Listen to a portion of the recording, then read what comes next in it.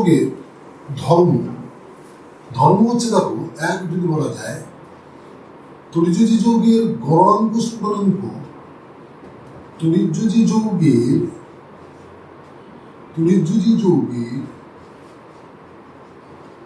গড়াঙ্ক ও স্ফুটনাঙ্ক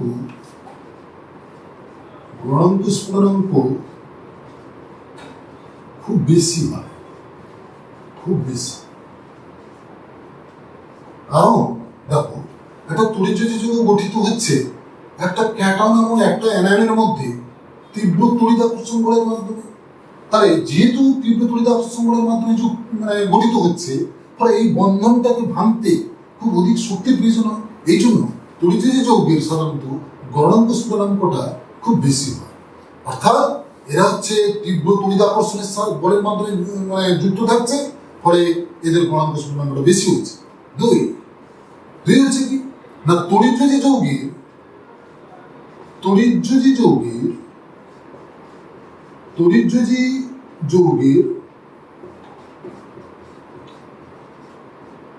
কোন নির্দিষ্ট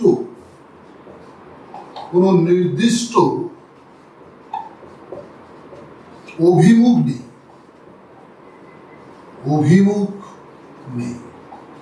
কারণ কি, দেখো তড়িৎযোজী বন্ধনের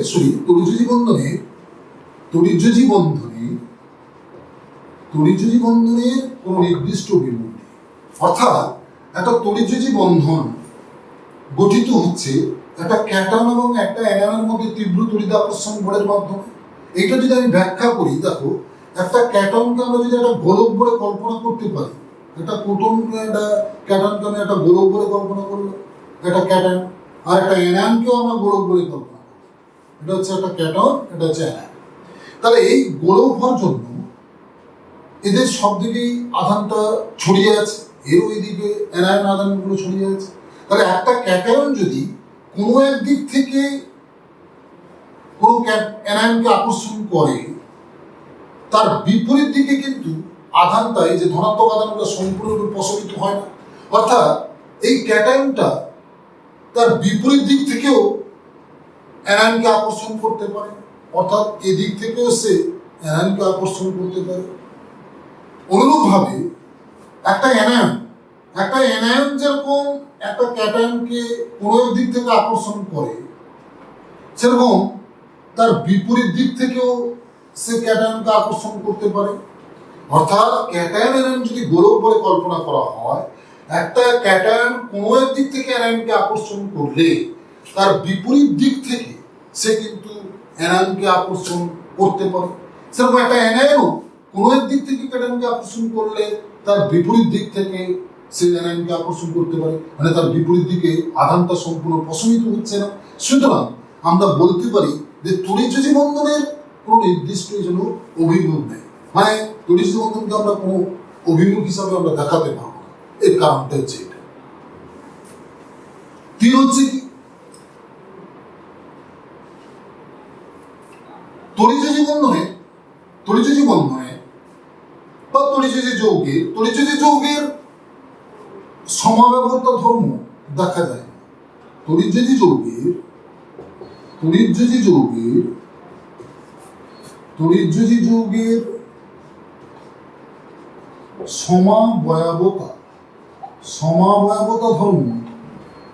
সমাবয়বতা ধর্ম দেখা যায় না। কারণ কি, তড়িৎযোজী যৌগের সমাবয়বতা ধর্ম দেখা যায় না কেন? না, যেহেতু এদের বন্ধনের কোনো অভিমুখ নেই, তড়িৎযোজী বন্ধনের কোনো অভিমুখ নেই, তড়িৎযোজী বন্ধনের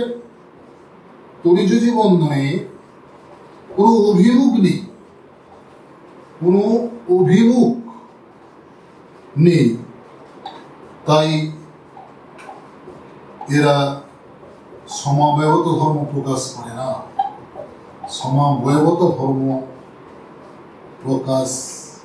না। তড়িৎযোজী যৌগ ব্যাপারটা হচ্ছে, দেখো তড়িৎযোজী যৌগ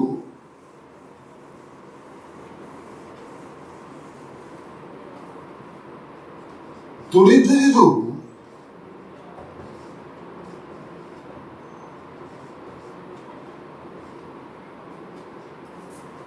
ধ্রুবীয় দ্রাবকে যেমন জল ধ্রুবীয় দ্রাবকে দ্রবীভূত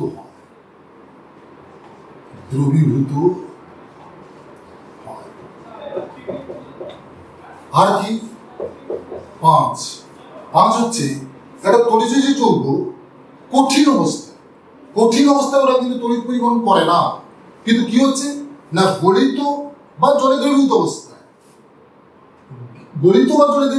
এরা কিন্তু তড়িৎ পরিবহন করতে পারে। তাহলে এগুলো হচ্ছে ধর্ম।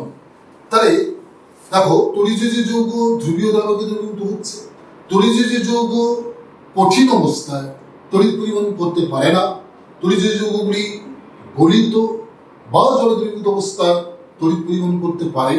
তড়িৎযোজী বন্ধনের কোনো নির্দিষ্ট অভিমুখ নেই, এই জন্য তারা সমাবেগতা ধর্ম প্রদর্শন করতে পারছে না। তাহলে এবার আমি এক একটা ধর্মকে আমি ব্যাখ্যা করছি না। যেরকম এইটা একটা তড়িৎযোজী যৌগ ধ্রুবীয় দ্রাবকে দ্রবীভূত হয়, এবং এইটার জন্য আমাদেরকে একটা জিনিস জানতে হবে, যেটা হচ্ছে ল্যাটিস শক্তি। তড়িৎযোজী যৌগ মানেই হচ্ছে সাধারণত ক্যালাসাকার হয়। কারণ কি না, একটা তড়িৎযোজী যৌগের ক্ষেত্রে একটা ক্যাটায়ন এবং একটা অ্যানায়নকে যদি আমরা গোলক বলে কল্পনা করি, যেটা বলছিলাম, একটা ক্যাটায়ন যেরকম তার কোনো এক দিক থেকে অ্যানায়নকে আকর্ষণ করলে তার বিপরীত দিকে আধানটা প্রশমিত হচ্ছে না, পরে বিপরীত দিকেও অনেক আয়নকে সে আকর্ষণ করতে পারে।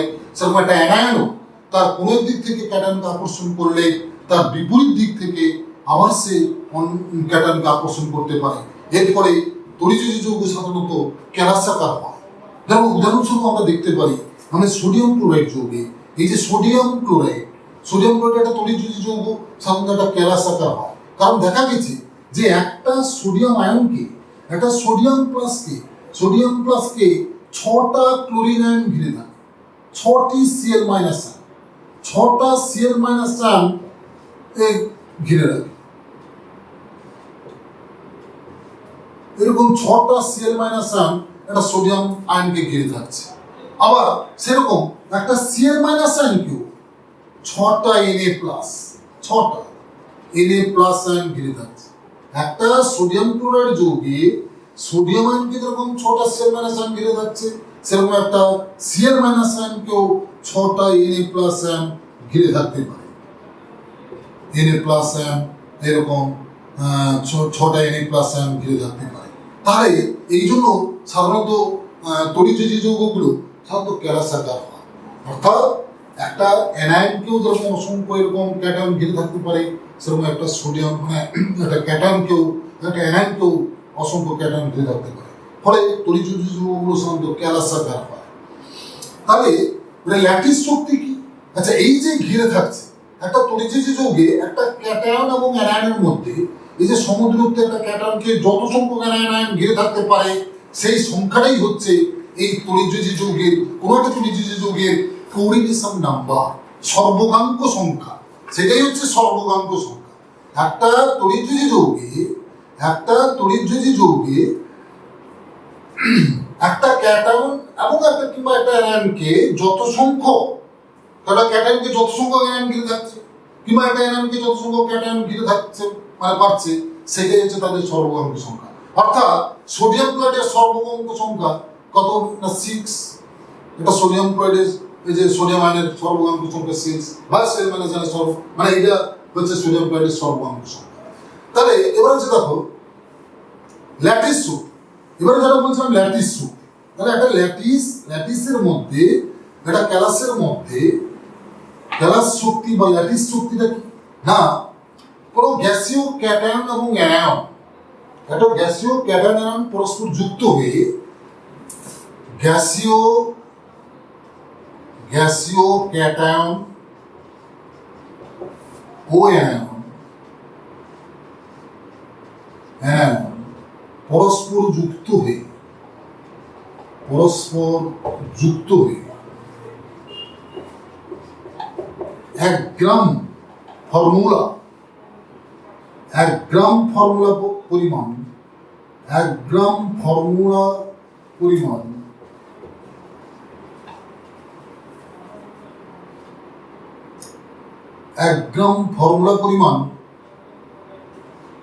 যৌগ উৎপন্ন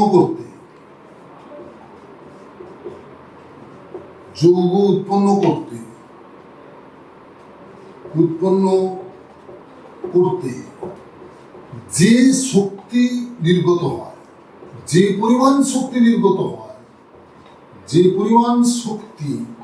নির্গত হয় বা মুক্ত হয়, যে পরিমাণ শক্তি মুক্ত হয় তাই হলো এই ল্যাটিসের বা এই ক্লাসের lattice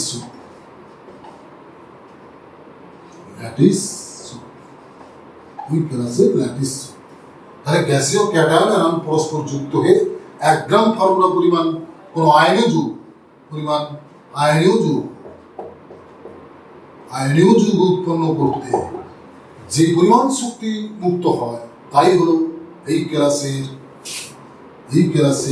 lattice Shakti.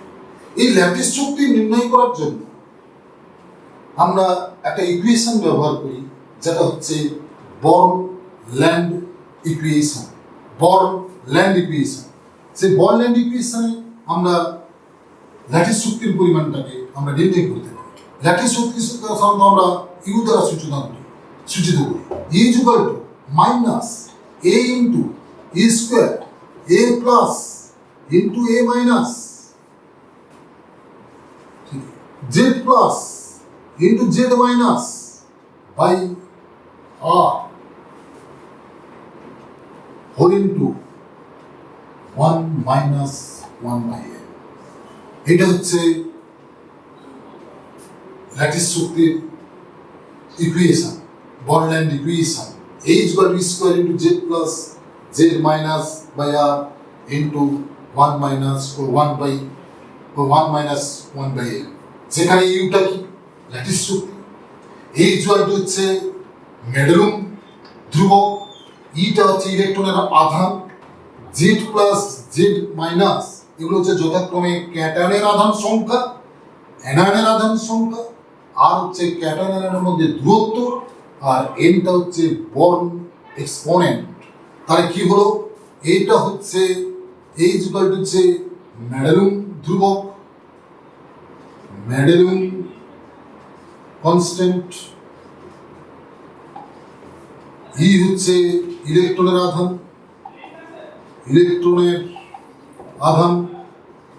Equal to ইলেকট্রনের আধান, জেড প্লাস ও জেড মাইনাস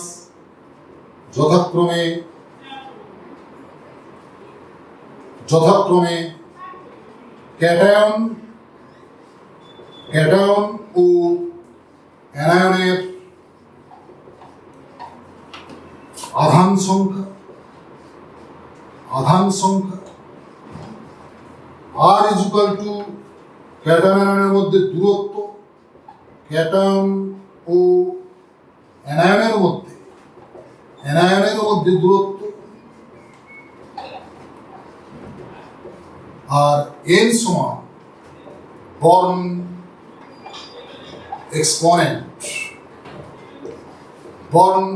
এক্সপোনেন্ট। এই তাহলে এটাই হচ্ছে ল্যাটিস শক্তির যে সমীকরণ। এইখান থেকে এইসব মান জানা থাকলে আমরা কিন্তু ল্যাটিস শক্তি নির্ণয় করতে পারবো। আমরা ল্যাটিস শক্তি নির্ণয় করতে পারি। এই ল্যাটিস শক্তির গুরুত্বটা কি? এটা ল্যাটিস শক্তির গুরুত্ব হচ্ছে, এই ল্যাটিস শক্তি যদি আমরা নির্ণয় করতে পারি,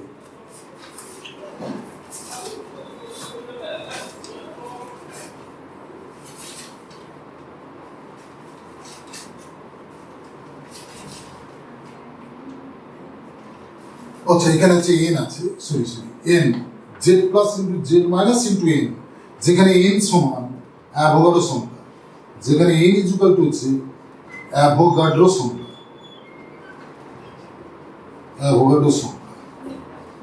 ইকুয়েশনটা হচ্ছে is equal to minus A into square into Z plus into Z minus into N Avogadro সংখ্যা by R whole into 1 minus 1 by n। তাহলে এই ল্যাটিস শক্তি এই ল্যাটিস শক্তি কোনো ক্যালাসের এই ল্যাটিস শক্তি যত বেশি হবে তার কিন্তু মানে তড়িৎ যৌগের যে বন্ধনের যে স্থায়িত্বটা খুব বেশি হবে। অর্থাৎ সেই যৌগটা আমি যদি দুটি যৌগের মধ্যে তুলনা করি, কম্পেয়ার করি, যে যৌগের যে তড়িৎ যৌগের ল্যাটিস শক্তি যত বেশি হবে সেই তড়িৎ যৌগটা কিন্তু তত বেশি আয়নীয় প্রকৃতির হবে। অর্থাৎ সেই তড়িৎ বন্ধনের দৃঢ়তাটা খুব বেশি হবে। যেরকম তাহলে এই যে ল্যাটিস শক্তির মধ্যে দেখো কিরকম কম্পেয়ার যদি আমরা করি, তাহলে যেরকম হচ্ছে দেখো, তাহলে আমরা দেখলাম যে ইজ ইকুয়াল টু হচ্ছে যে a into square Z plus into Z minus into N Avogadro সংখ্যা divided whole into 1 minus 1/n। তাহলে দেখো ইউ প্রপোর্শনাল টু হচ্ছে, অ্যাকচুয়ালি ইউ প্রপোর্শনাল টু কি হচ্ছে না, ইউ প্রপোর্শনাল টু হচ্ছে Z plus into Z minus, অর্থাৎ cation ও অ্যানায়নের ইলেকট্রনের যে আধান সংখ্যার উপর সমানুপাতিক। এখন দেখো যেরকম মনে করো আমি যদি তোমাদেরকে বলি যে এমজিও এবং এনএ, মনে করো এমজিও এবং এনএ এদের মধ্যে কোনটা বেশি তড়িৎ যৌগ হবে? দেখো এমজিওতে কি হচ্ছে না, এমজি হচ্ছে এর আধান হচ্ছে কত না Mg2+ আর ও হচ্ছে 2 মাইনাস, আর এখানে NF ক্লাসে হচ্ছে দেখো Na+ আর হচ্ছে N মাইনাস। অর্থাৎ এর ক্ষেত্রে হচ্ছে বেশি হয়ে যাচ্ছে, মানে ইউটা হচ্ছে 2 ইন্টু 2 মানে হচ্ছে 4 ইউনিট, আর এখানে হবে দেখো 1 ইন্টু 1 সমান হচ্ছে 1 ইউনিট। তাই যেহেতু এর এইটা এই যে গুণফলটা বেশি হয়ে যাচ্ছে, সুতরাং এমজিও ল্যাটিস শক্তিটা বেশি, অর্থাৎ এমজিও বেশি তড়িৎযোজী এনএফ, এটা আমরা বলতে পারি। অর্থাৎ যাদের ল্যাটিস শক্তিটা বেশি হবে সে কিন্তু অধিকতর বেশি তড়িৎযোজী যৌগ হবে। আবার দেখো যদি আমি এরকম বলতে পারি, আমরা আবার দেখতে পাচ্ছি দেখো কিরকম না, ইউ আমরা বলতে পারি ইউ প্রপোর্শনাল টু 1/r, অর্থাৎ আর হচ্ছে ক্যাটায়ন আয়নের মধ্যে যে দূরত্বটা, অর্থাৎ ক্যাটায়ন আয়নের মধ্যে দূরত্ব যত কম তত কিন্তু সে তড়িৎযোজী বন্ধন প্রকৃতিতে বেশি হবে। অর্থাৎ আকারের উপর যেরকম দেখো, ধরো আমি যদি বলি NaCl আবার যদি বলি NaF, সেক্ষেত্রে কি হচ্ছে না, এই যে দেখো Cl মাইনাস আয়ন অপেক্ষা F মাইনাস এর আকার খুবই ছোট। Cl মাইনাস এখানে হচ্ছে Na+ আর Cl মাইনাস এখানে হচ্ছে Na+ F মাইনাস। তাহলে দেখো এই যে F মাইনাস এর আকার মানে খুবই ছোট Cl মাইনাস এর অপেক্ষা আমরা জানি। ফলে এই আরটা কি হচ্ছে, এই NaCl এর মধ্যে যে দূরত্বটা NF এর মধ্যে দূরত্বটা খুবই কমে যাচ্ছে, ফলে ল্যাটিস শক্তি কিন্তু বেশি হয়ে যাবে। দূরত্ব যত কম হবে ল্যাটিস শক্তি তত বেশি হবে, ল্যাটিস শক্তি তত বেশি হওয়া মানে এই অধিকতর তড়িৎযোজী হয়ে যাবে। অর্থাৎ NF এবং NaCl এর মধ্যে NF কিন্তু অধিকতর তড়িৎযোজী প্রকৃতি হয়ে যাবে, তড়িৎযোজী বন্ধন দূরতা তার বেশি হচ্ছে। তাহলে এইভাবে আমরা এটাও আমরা ব্যাখ্যা করে নিতে পারি। যদি বলে NaCl এবং NF এর মধ্যে কে বেশি তড়িৎযোজী, তাহলে তুমি কিন্তু ল্যাটিস শক্তি থেকে আমরা একটা জাজমেন্ট করে নিতে পারি। Lattice Shakti proportional to 1/r, তাহলে সেখান থেকে আমরা পেয়ে যাচ্ছি NF এবং NaCl এর মধ্যে NFটা অধিকতর তড়িৎযোজী প্রকৃতি হয়ে যাচ্ছে।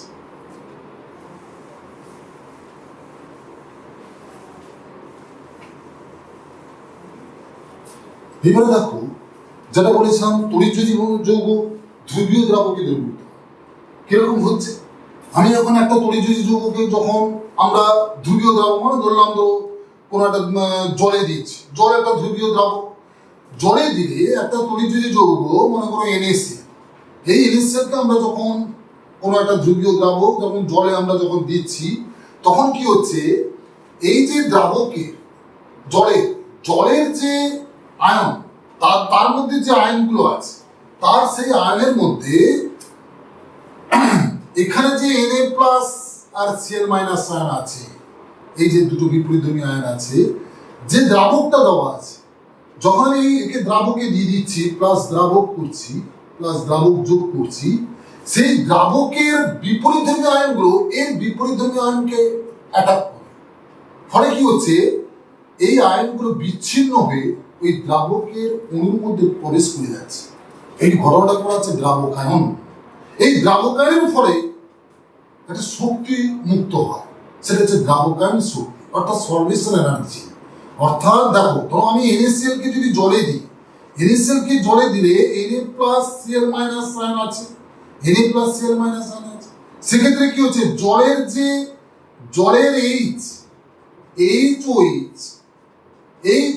এই যে H প্লাস আর OH মাইনাস হয়, আমরা জানি এই H প্লাসটা কি হচ্ছে, Cl মাইনাস গুলোকে অ্যাটাক করছে। H প্লাস এরকম অ্যাটাক ফলে এই তখন এই বন্ধনটা, এই বিচ্ছিন্ন Cl মাইনাস গুলো এর মধ্যে জলের অণুর মধ্যে, দ্রাবকের অণুর মধ্যে ঢুকে পড়ছে।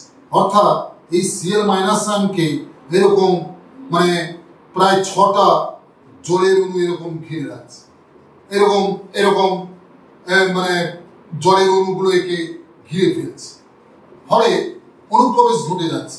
এরকম 6টা জলের অণু এরকম একে ঘিরে ফেলতে পারে এরকম। তাহলে এর যে বিপরীত ধর্মী আয়ন এরকম এর মানে বিপরীত ধর্মী আয়নকে অ্যাটাক করছে, সেরকম আমার Na+ কে কে অ্যাটাক করবে না, অক্সিজেন।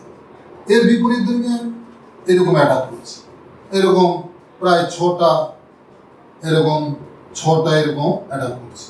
ফলে এই যে যুগে যাচ্ছে, এই যে ঘটনা, যখন আমি একটা তড়িৎ যৌগকে একটা দ্রাবকে যোগ করছি, এই যে ঘটনাটা ঘটছে, ফলে এদের বন্ধনটা বিয়োজিত হয়ে যাচ্ছে, বিচ্ছিন্ন হয়ে পড়ছে, এবং এই ক্যাটায়ন আয়নগুলো দ্রাবকের অণুর মধ্যে প্রবেশ করে যাচ্ছে। ফলে যেই মাত্র অণুর মধ্যে প্রবেশ করছে, তখন একটা শক্তি মুক্ত হচ্ছে, সেটাকে বলা হচ্ছে দ্রাবকায়ন শক্তি, সলভেশন এনার্জি। এই যখন এটা বিচ্ছিন্ন হতে পারছে, তখন সে জলে দ্রবীভূত হবে। এবারে এখানে কিন্তু নির্ভর করবে, তাহলে একটা দ্রাবকায়ন শক্তি কি হচ্ছে না, এক মোল কোনো তড়িৎ যৌগকে বা 1 গ্রাম মোল কোনো তড়িৎ যৌগকে যখন আমরা কোনো দ্রাবকে দিচ্ছি, সেখান থেকে যে শক্তিটা মুক্ত হচ্ছে, সেটাই হচ্ছে ওই ক্লাসের দ্রাবকায়ন শক্তি। আর এই 1 গ্রাম পরিমাণ কোনো তড়িৎ মানে যৌগকে বা 1 মোল কোনো তড়িৎ যৌগ কোনো দ্রাবকে যোগ করলে সেখান থেকে যে শক্তি মুক্ত হয়, সেটা হচ্ছে তার সলভেশন এনার্জি। তাহলে এই জলে দ্রবীভূত হবে কি বা দ্রাবকে দ্রবীভূত হবে কিনা, কোনো আয়নের যৌগ দ্রাবকে দ্রবীভূত হবে কিনা, সেটা কিন্তু ডিপেন্ড করবে তার সলভেশন এনার্জি এবং ল্যাটিস এনার্জির উপর। যদি ডেরেজ সলভেশন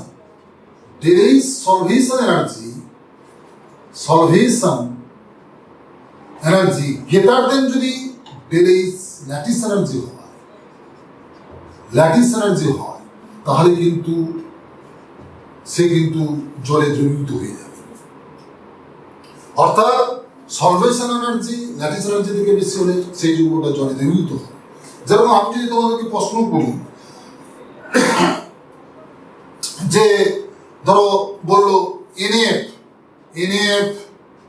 জলে দ্রবীভূত হয় না, এরকম বললো, NaF জলে দ্রবীভূত নয়, দ্রবীভূত হয় না, কিন্তু ধরো বললো NaCl জলে দ্রবীভূত হয় কেন, এবার একটা প্রশ্ন হয় কেন না, তোমরা বলবে সেক্ষেত্রে কি হচ্ছে না, বলতে হবে যে NaF এর যে ল্যাটিস শক্তিটা তার সলভেশন এনার্জি থেকে বেশি হয়ে যাচ্ছে, ফলে এই বন্ধনগুলো ভাঙতে পারছে না, ফলে NaF জলে দ্রবীভূত হবে না। কিন্তু NaCl এর ল্যাটিস শক্তি অপেক্ষা তার সলভেশন এনার্জি খুব বেশি হয়ে যাচ্ছে, ফলে NaCl মানে জলে দ্রবীভূত হতে পারছে। তাহলে সলভেশন এনার্জি ল্যাটিস শক্তি থেকে যদি বেশি হয়, তাহলে সেই যৌগ কিন্তু জলে দ্রবীভূত হতে পারবে।